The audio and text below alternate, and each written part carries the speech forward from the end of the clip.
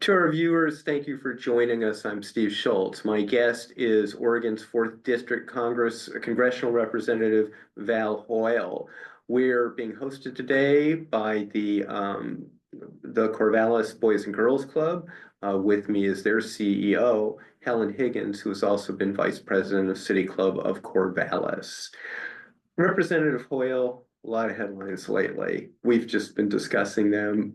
And so let's just go ahead and get into it. Redistricting in Texas looks really partisan. It looks like California's responding to some extent. Maybe they have to. What do you think this shakes out like in upcoming elections and into the future? And are we at a point now where no state can actually enact any kind of objective, bipartisan or nonpartisan redistricting of any kind if they don't all do it? So, first of all, I will say the worst thing that ever happened to our elections was overturning Citizens United. So the amount of money in politics. And the second is partisan redistricting. Now, there are a number of states, there's New York, there's California, and some others that pass legislation to have nonpartisan redistricting. I think everyone should have nonpartisan redistricting, but that's not what we have. What we saw last year was North Carolina redistricted before the 2024 election. They were court ordered to have nonpartisan maps. They knew they could get by the Supreme Court, so they redistricted to take out four of the Democratic seats. So they went from 7-7, worked to take out 4 of the Democratic seats, and they won 3 of them. So North Carolina went first. Texas is going next, and they are not making any bones about the fact that they are doing it for partisan gain. And the fact is that this is what happens when members and leaders of political parties say that to their base that the other party is dangerous and we need to do this. But when Texas redistricts, look, I want nonpartisan redistricting. I do not believe in unilaterally disarming, not when everything is at stake. Our civil liberties, our Constitution, the checks and balances, the fact that my colleagues on the Republican side of the aisle have handed over their constitutional duties and obligations to the executive branch. I believe that we need to win the House back. So Texas is going to redistrict. The president has directed Missouri to redistrict, and Ohio is going to redistrict to take out 2 seats. So California, Gavin Newsom has said, if you go, we go.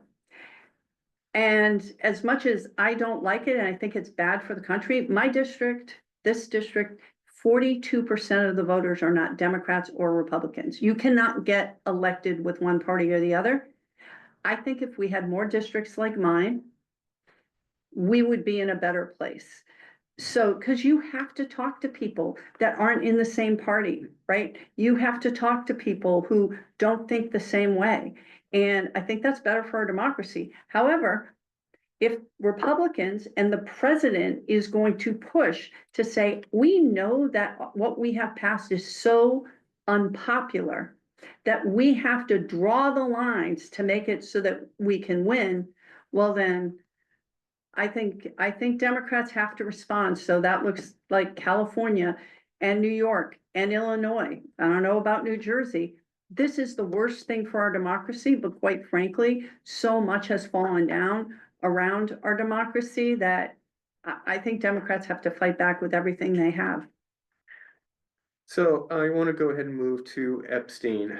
Back in the news, there was developments this morning. I'll let you unwrap that however you would like. I guess speak to where this should be in people's minds in your view.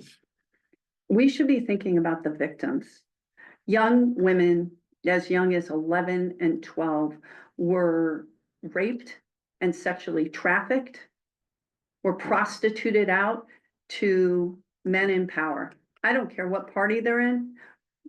Those documents should have been released right away. And every single one of us, no matter what party you're in, should want those people held accountable.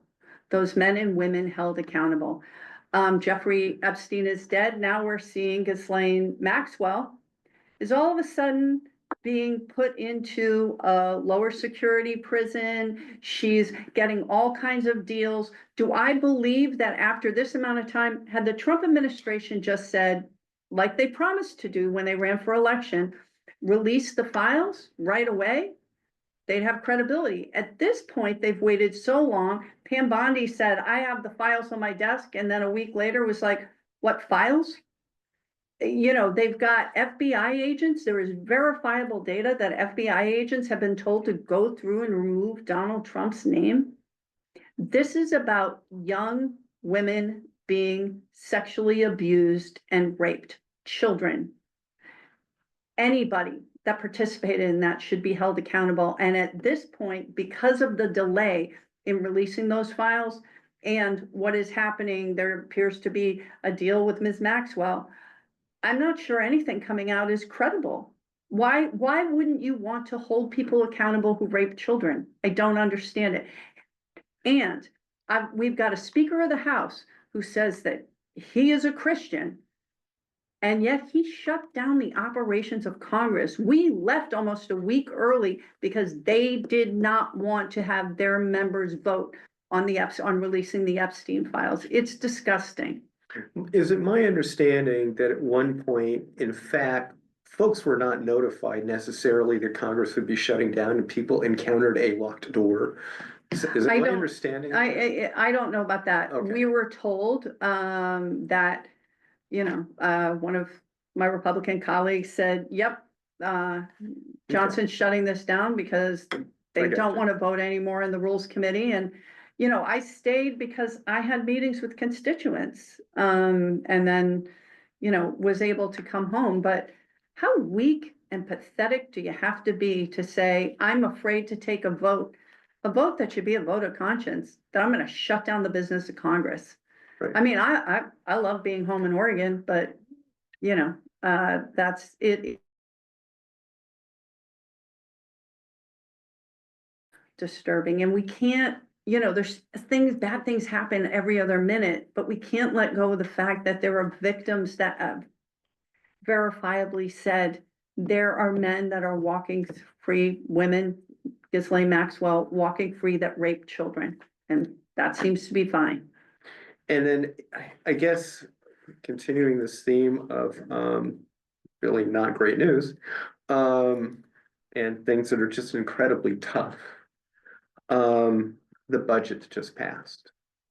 And first, I think the last time we spoke, it was really just materializing. Yeah. And you're at a point now, it's been passed, you've had time to kind of really consider it. Are there any redeeming anythings in there? You know, and what worries you the most about it? Of course, you know, I could find things in there that will benefit some people, but overall, the process was wrong.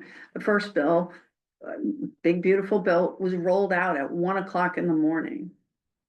1 o'clock in the morning to the Rules Committee. Well, if you want people to see it, and with no opportunity for Democrats to engage. So for 26 hours, we held off that vote. Representative Jim McGovern, who is the ranking member of the Rules Committee out of Massachusetts, his daughter had died of cancer just nearly 4 weeks previous. And he was there speaking about the fact that this budget cut the cancer research that kept his daughter alive. She's in her early 20s. And the callousness was just horrific. So I put in 4 amendments myself. Nothing was considered. This was a loyalty test as opposed to something that was about policy, because there were things, for instance, what the bill did was took away the ability for our counties to have any kind of sharing in the timber receipts, right, from our public lands, like the BLM. That's going to matter to our rural counties. And that was passed through because if you had the timber receipts piece in, it wouldn't have made it by the Senate parliamentarian. So I had a bill to put those back in. I had a bill to pay for things, with the Wall Street Tax Act, right? On, basically a small tax on every single stock transaction. It would have paid for all the things that they were cutting, but they didn't want to do that. This isn't how Congress is supposed to work. I understand they won the election, they're in charge, but we represent almost as many people in this country, and this should be a collaborative process, and things shouldn't be run through in the dark of night where stakeholders and the American people can't see what's happening. So when you say what worries me the most vulnerable people in our communities will be hurt, whether it's the social safety net. We see the research that's happening at Oregon State, at the University of Oregon, those kind of cuts, all throughout rural and my urban communities. There are projects that wastewater treatment projects, things that are really important investments in infrastructure that have just stopped. That's a problem. I think, the tariffs affect us as an export dependent state considerably. And then the fact that ICE now has a larger budget than most armies around the world.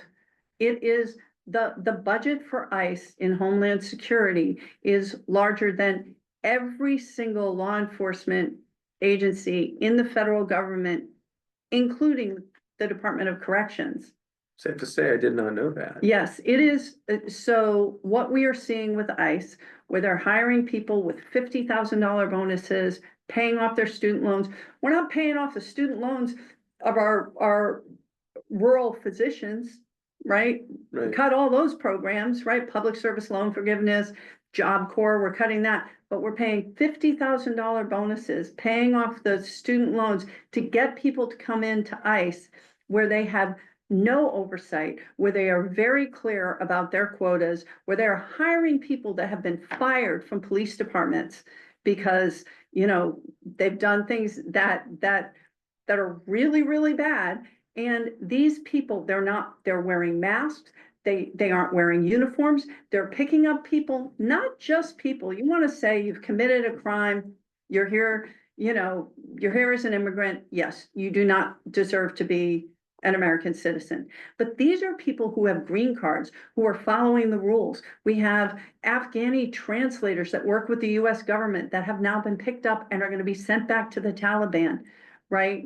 There are so many stories. This is not about stopping undocumented immigrants who've committed crimes.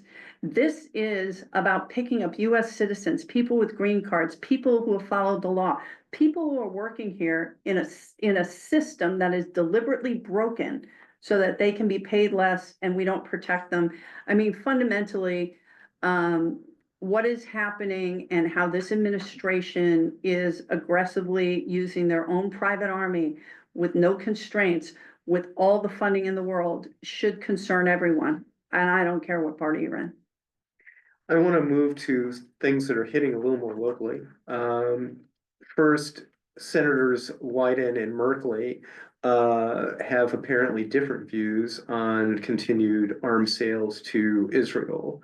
Locally, our city council is considering participating really in the boycott, divestment, and sanctions movement, BDS. They are considering a resolution of Senate in for legal review. What is your view in terms of continued arms sales to Israel, and what is your view of BDS? So I will not support arms sales, offensive weapons to Israel. I can't, I won't. I have spoken out against what Israel is doing, but also what the United States is complicit in limiting aid to Palestinians and what I see as ethnic cleansing. My family came here, my father's family came here during the Irish famine, where the British made a policy choice to starve the Irish as a matter of ethnic cleansing. Half of, it was like half the population died or immigrated, half the population. And so I can't, with with my background, support what's happening. And the way that they're limiting food into Gaza is an active policy choice. Now, Donald Trump has said, why didn't they thank me? We sent, whatever, however much money he said, it wasn't even near that much. But when you have only 4 places where people can go and get food, right? And innocent people are shot as they are walking to go get food in these very, very dangerous corridors. They're facilitating starvation and ethnic cleansing. I will not support offensive weapon sales to Israel. But defensive? It depends. I don't know what's gonna come up. Iron Dome. I do think that that's different, but fundamentally, arms sales to Israel is not something that I can support at this point. And then what about BDS? I believe that, what I've said throughout the district, because this is a district of vastly different politics. I believe in home rule, and I believe that localities should vote on whatever they think But is from right. your viewpoint, is BDS something that if you were on a city council, you would vote in favor of? I don't know. I don't know how much a difference it's gonna make if the city of Corvallis votes for BDS. I do think that it is much more profound and meaningful if we can get enough people in the House to vote against, or the Senate to vote against arms sales, if we can continue to speak up about what's happening in Israel. That I think is the most effective way to change what's happening. And we're seeing this around the world. Netanyahu isn't moving, but people within Israel do not support what's happening, but we have to get the news out, because we need to make sure that I have people talk to me that don't believe that Palestinians. Now, if you were in an institution or a municipality and you're looking at the way you invest, would you consider a company being Israeli disqualifying from the standpoint of investment? I think it depends, it really depends on the situation. Perhaps they're unrelated to arms at all. Yeah, and I don't know if you're talking about specifically companies within the occupied territories, which is what Right. some people consider it. It really So for depends. you, There's I would look at it on a case by case Okay. basis. And again, I know a number of people in Israel. I worked in the bike industry, and these are people who had served in career military. They absolutely oppose Netanyahu. They go out and they protest every day, and these are career service military people. So I know that the majority of Israelis, if there was an election today, would not be voting for Netanyahu and the far right coalition that he is tied in with to save himself from having to be held accountable for the crimes that he has committed. I want to go ahead and move over to the regional U.S. Forest Service office in Portland that is being proposed by the USDA to be moved to Colorado. Yeah, clearly that does not seem sufficient. Part of their charge is wildfire prevention. Well, and there's wildfires in Colorado, but it is not the Pacific Northwest. If you want to talk about a center for where we need to have focus on wildfire. So this is where my colleagues in Idaho, in Montana, in Washington, and of course, Oregon and Northern California have all come together to say this does not make any sense whatsoever. Republicans as well? Yes, yes. And so we're still pushing to, they're still open for public comment. So we are pushing to make sure that they reconsider that, and at the very least that. How would viewers go about? We can get that information. Okay, great. To you, and we also have, here at Oregon State, we at Oregon State, specifically with the School of Forestry and everything that we do in connection with the federal government and the state, Oregon State will be weighing in and we've got to see what we can do to keep this here. That is truly one of the more asinine things. And it isn't even moving it from a blue state to a red state. They're moving it to Colorado.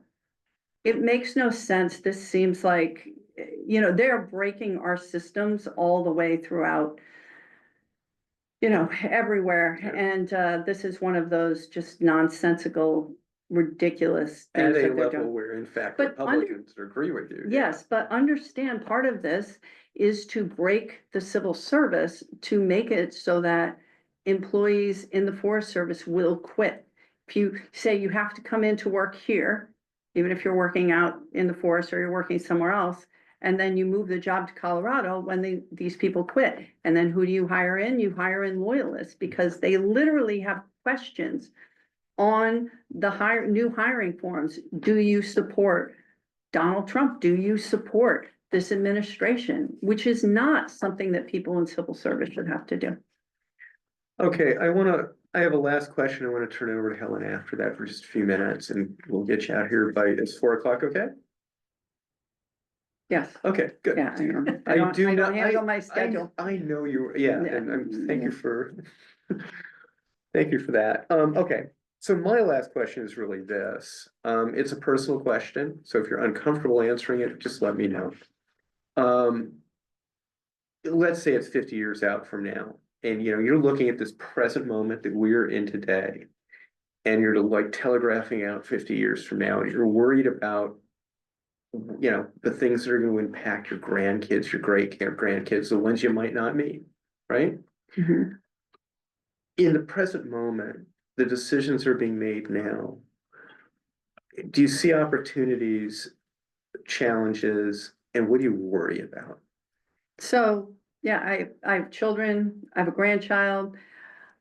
I worry about the fact that we have backed away from acknowledging that climate change is a reality. They are gutting all of the investments in the Bipartisan Infrastructure Act. It was like the greatest investment in green technology and energy that we have ever had. Peter DeFazio was at the forefront of developing that. They're taking all of that away. They're undermining our civil service. They're undermining the things that the New Deal won and fought for, whether it's Social Security, they're trying to privatize Social Security, Medicaid, Medicare, and it feels so often like we're in 1938 Germany, right? Where we have a party and that is loyal to the party as opposed to loyal to the people of the state of this country. So what I worry about is, will the dollar be the world currency anymore? What will happen if and when that doesn't happen? What will happen to the future of my children and grandchildren? Will they have jobs? Are we on the verge of nuclear war? We have a president who makes foreign policy on the whim of who insulted him or complimented him that day. That is erratic and that is not good for stability. Now, listen, Trump won, and I think we can talk about in New York, Zoran Mandami won because the system isn't working for people. People who didn't feel seen, who said, we feel like we've got politicians who just want to protect a system that's broken, where I'm not able to make things work, afford my daily life. And the difference between Mandami, who's like, I want to make things better for everyone, and Donald Trump, who's like, I want to make things better for the people who supported me and my rich friends and buddies, very different, but we need to rebuild this country. And so 10 years from now, 20 years from now, I wonder what we look back at and what we're going to have to work with. It is frightening when we break down the basic structures of our democracy. And that is what's happening. When we look at what's happening in Texas, when we look at what's happening across this country, where money is buying elections, we are losing our democracy. And at that point, we lose the soul of the country. And as we were discussing, from my viewpoint, prior to us starting, we're seeing media back down as well. We have media that's backing down. Look, CBS is like paid off money and says that they'll allow someone from the administration to be a censor. I mean, South Park responded in the best way possible. And Stephen Colbert also will not back, they're canceling him, but he will not back down. Right? We've seen law firms that have paid off. We've seen colleges and universities. I mean, Harvard stood up and said, I think the Trump administration overreached, but you have colleges and universities that, like Oregon State, like University of Oregon, that rely on federal grants for research that benefit everyone, benefits industry, benefits, healthcare benefits, so many things. So what do you do if you're a university? And the administration is doing this under the guise of protecting people against anti-Semitism, which is also just horrific. And let's be clear, there has been a rise in anti-Semitism. I do think what Netanyahu is doing is making it less safe for Jews around the world. But we have seen a rise in that, but that is not what this administration cares about. They're using that. They're using, attacking wokeness and DEI, whatever that means. It's whatever that means that day, to shut down education, higher education, because that's where people learn to think freely. Against that, it's hard, I appreciate you taking time. I want to turn this over to Helen. So do you